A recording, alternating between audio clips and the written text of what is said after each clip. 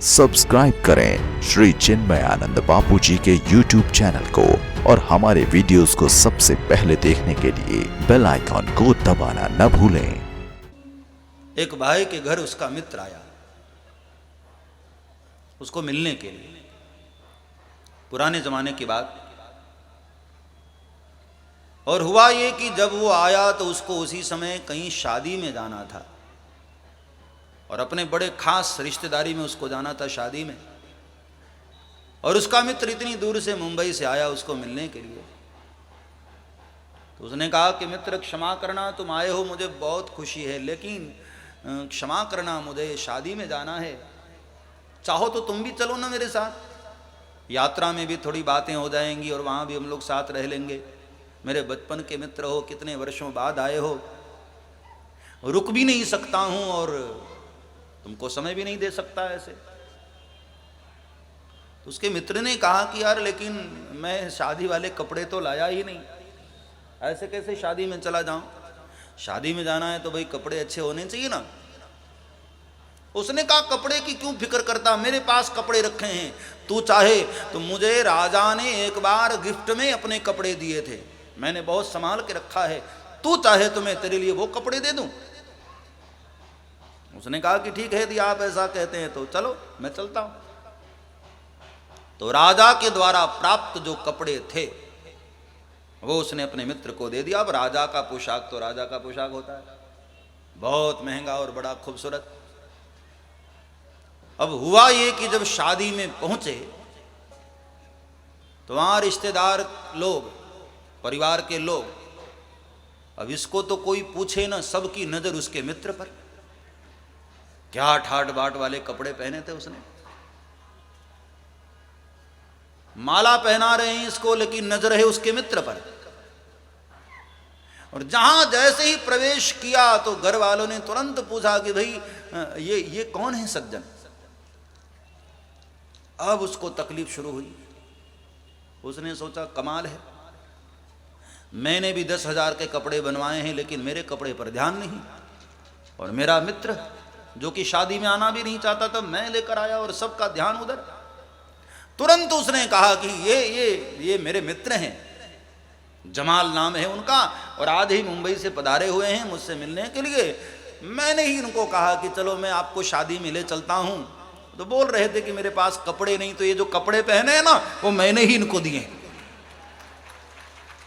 मित्र ने कहा कमाल है यार, भरी दरबार में बेइज्जती कर रहा, मैंने तो कपड़े मांगे भी नहीं थे। बड़ा बुरा लगा उसके मित्र को।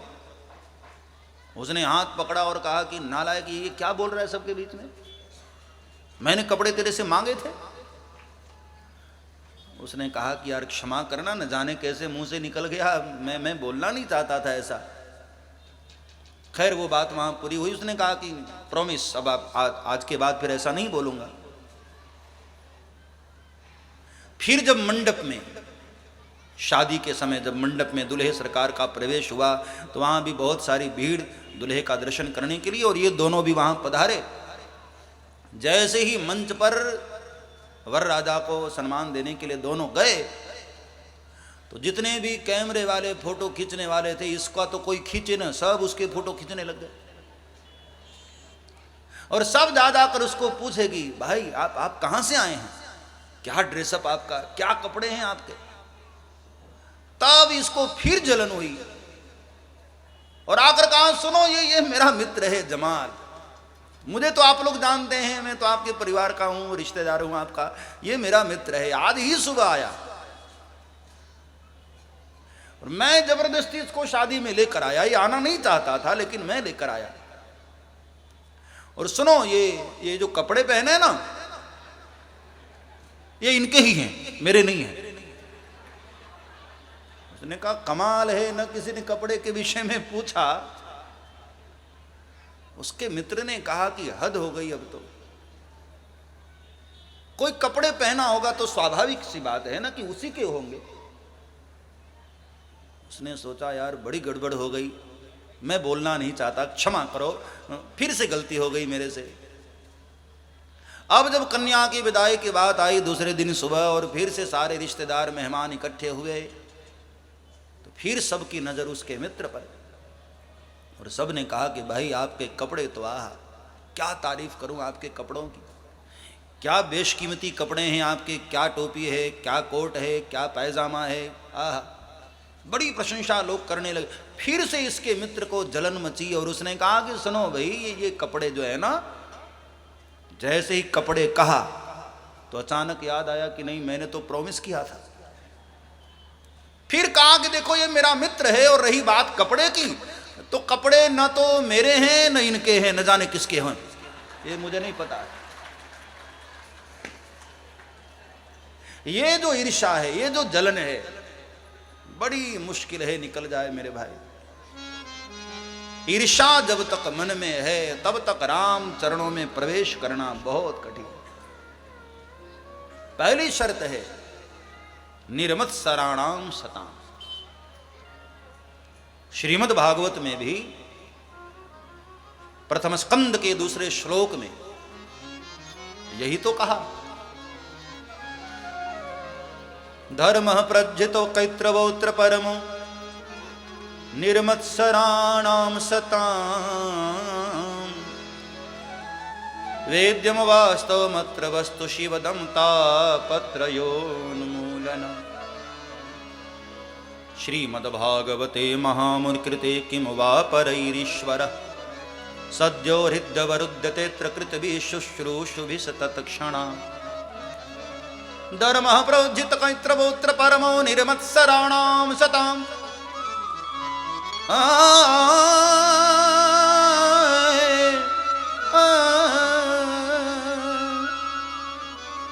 धर्मः प्रोज्झित कैत्रवोऽत्र परमो निर्मत्सराणां सताम् वेद्यम वास्तवमत्र वस्तु शिवदम तापत्रयोन्मूलनम्।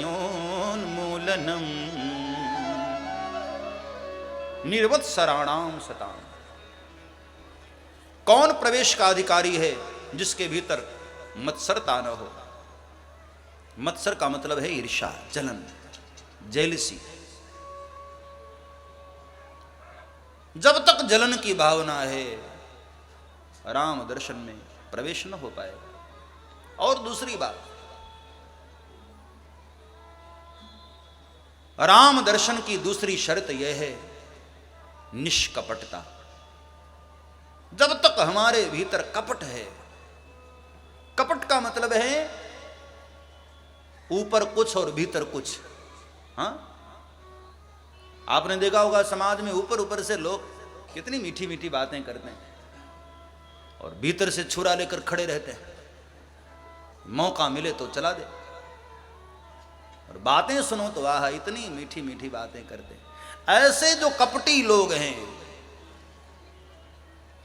जो भीतर कुछ और रखे रहते हैं और ऊपर कुछ और रखे रहते हैं, ऐसे कपटी लोग राम के द्वार पर पहुंच भी जाए ना, तो प्रभु राम उनको देख करके वहां से चले जाते हैं। सब्सक्राइब करें श्री चिन्मयानंद बापू जी के YouTube चैनल को और हमारे वीडियोस को सबसे पहले देखने के लिए बेल आइकॉन को दबाना न भूलें।